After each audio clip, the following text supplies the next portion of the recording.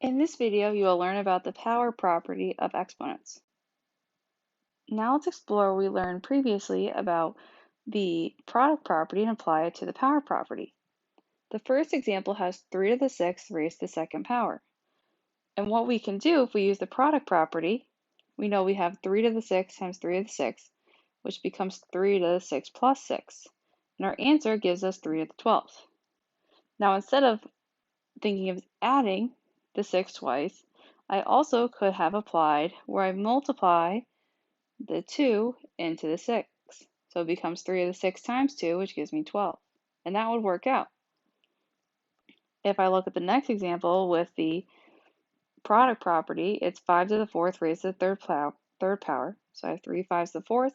I add the 4s together, and it gives me 5 to the 12th. Had I thought of it as multiplying, instead of adding, if I multiply the 3 by the 4, I get 4 times 3, which also gives me 12. And we see that that works in every case. If I have 2 to the 7th raised to the 4th power, I have 4 7ths, add them together to get 28. And if I do 4 times 7, it also gives me 28. If I have 8 to the 3rd to the second power, so I'm using variables, I see I have 8 to the 3rd times 8 to the 3rd. So there's 2 8 to the 3rds. And if I add those, it becomes 6. And if I do the same thing here with the product property, I multiply 3 times 2, and it gives me the same answer. And I see with g to the 4th raised to the third power, I get g to the 12th. And the same thing, I can multiply the exponents. And the same thing with the c's, where I get this relationship where I have, essentially, what you can do is if you multiply your exponent into the other exponent, it gives you your answer. So essentially, you think about multiplying the power to the power. So for our power property, where you're raising a power to a power, we can think of our two exponents as being multiplied together. So I have 5 to the 4 raised to the second power, multiply 4 times 2 to give you 8. X to the second raised to the fifth power, 2 times 5 gives you 10. So it's the same thing as raising the base to the product of the exponents. So you can simply think of raising a power to a power as multiplying the exponents. So if we try this example, I see I have my power of 3 raised to the 6th power. So I'm going to take the 6 and multiply it into the 3. So it becomes x to the 3 times 6, which gives me an answer of x to the 18th. For the next example, I have my power of 4 raised to the 7th power. So I multiply the 7 times 4, so it's a to the 4 times 7, which gives you a to the 28th. In our next examples, we are going to have to apply the product property and the power property together. Now, when we're looking to do this, you're always going to first look to use the power property and then use the product property. And remember, your power property is where you multiply the exponents, and the power property is where you add the exponents. So for the first example, I'm first going to start by applying the power property. So we can see that I have my exponent of 3 raised to the second power. So I can distribute the 2 to the 3. So if I rewrite this, c to the 5th is going to stay the same, and it will become c to the 3 times 2. And when I simplify that, it becomes c to the 6th power. Now I'm going to apply the product property, where because these both have the same base, you can add the exponents. So it becomes c to the 5 plus 6, which becomes c to the 11th. In the next example, I'm again going to first apply the product property. So I can take the t to the 7th to the negative 2, and I distribute, so it becomes t to the 2nd, and I have t to the 7 times negative 2. Now when I simplify, the t to the second stays. We know that 7 times negative 2 is t to the negative 14. Now to further simplify this, I can use the product property because these both have a base of t, so I can add the exponents. So it becomes t to the 2 plus negative 14, so I get t to the negative 12. The last thing we have to do is, because of the fact that this is a negative exponent, we know that always means that it's going to go to the denominator. So I'm going to take the whole expression of t to the 12th and bring it to the denominator. So I get t to the 12th in the bottom. There's nothing left on the top, so it's 1. So my answer is 1 over t to the 12th. Now let's explore what happens when we use the product and power properties combined in one expression. If I have something like 5y to the third, it becomes 5y times 5y times 5y. And if I group my terms, so I have my 5's together, so it's 5 times 5 times 5, and the y's together, so you have y times y times y, it can be rewritten as 5 to the third times y to the third, which I can simplify the 5 to the third to the 125 and y to the third. Now what this really shows us is a property of exponents. If I have 5 to the 3, I can distribute that power to both terms to become 5 to the third y to the third, as shown here with these steps. So when you raise a product to a power, it allows you to take something like ab to the nth power and you distribute the n to both terms to end up as we see here. And we can really think of this as distributing the power. So for example, in the first problem, I'm distributing the power of 2 to both terms. So I would distribute to x to the fourth and the 2. So when I multiply it by the 2, it's going to become 2 raised to the second power.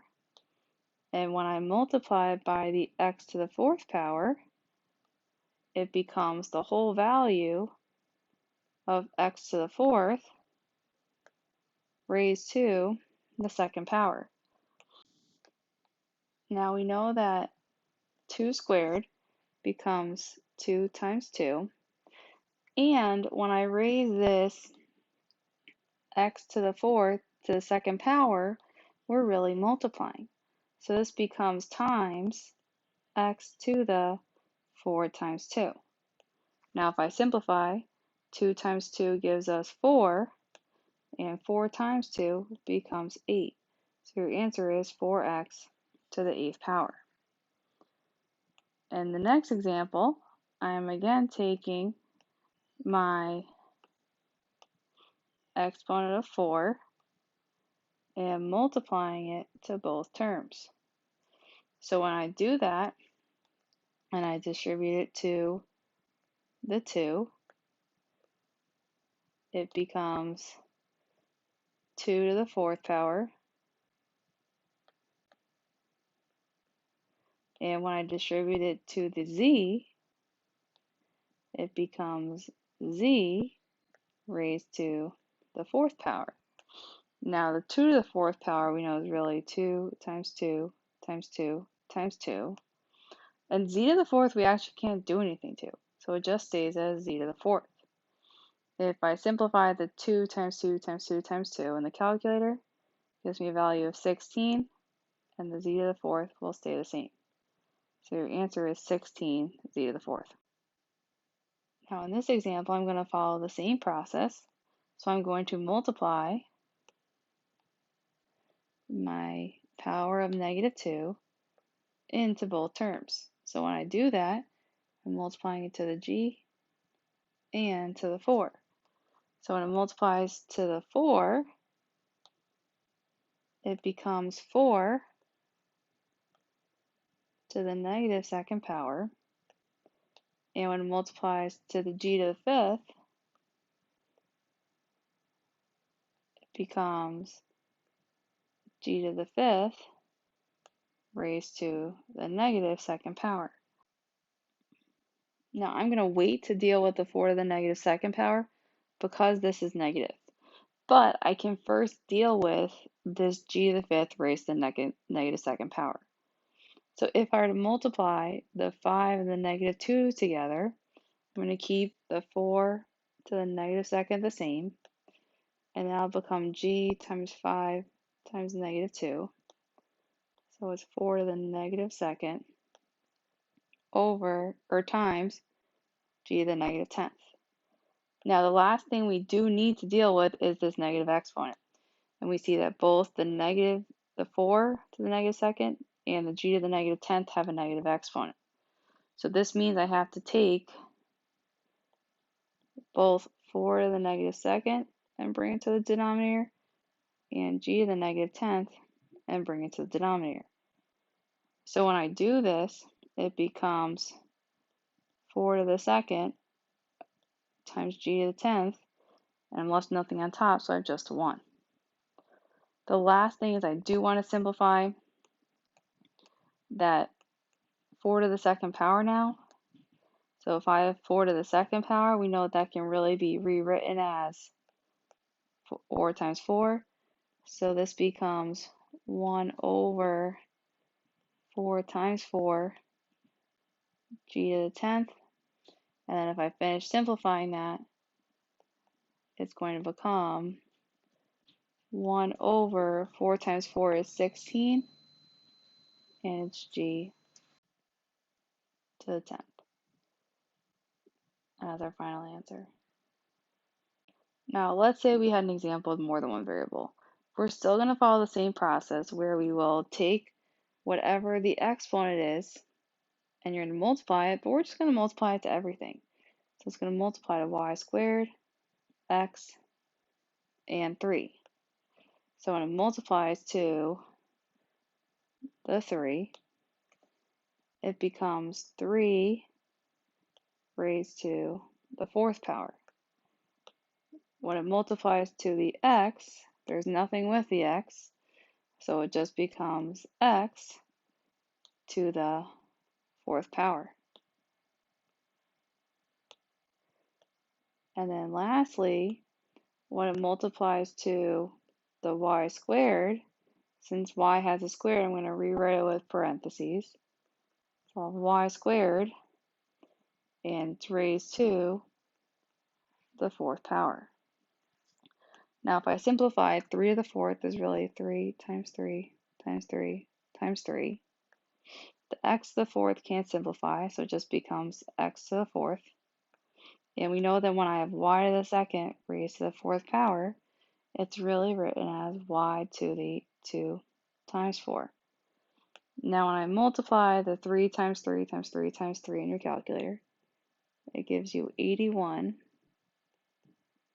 x to the 4th, and we know 2 times 4 is 8. So our answer is 81 x to the 4th, y to the 8th. In our final example, we're now going to combine the product property with the power property with our extra variables. So the first part, we have this 2, and it is multiplied to our term in the parentheses with the x to the negative second. So when you do that, it becomes x to the negative second raised to the second. Now we know this is from the previous screen, and what we got on the previous screen was 81 x to the 4th, y to the 8th.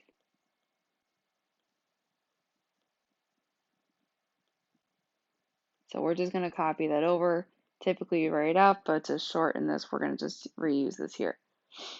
Now, in this example, I have to multiply the negative 2 times the 2. So it becomes x to the negative 2 times 2 with my 81 x to the 4th, y to the 8th. And if I simplify by multiplying, I get x to the negative fourth times 81 x to the fourth y to the eighth. Now I'm multiplying here and I want to see, can I combine any of the terms? I do see that I have these two x's, so I can rewrite them together. So I have 81. I can combine the x to the negative fourth times x to the fourth y to the eighth.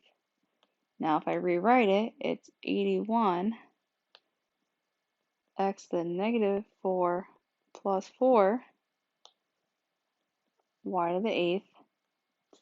And from here, when I simplify, it stays as 81 x to the negative 4 plus 4 is x to the 0 y to the eighth. Now whenever we have something raised to 0 power, we know that this is really just a 1. So I can rewrite this as 81 times 1 times y to the eighth. But we know that that 1 isn't going to do anything, so my final answer is just 81 y to the eighth. But we can see that we can use this product power with the power property to put everything together.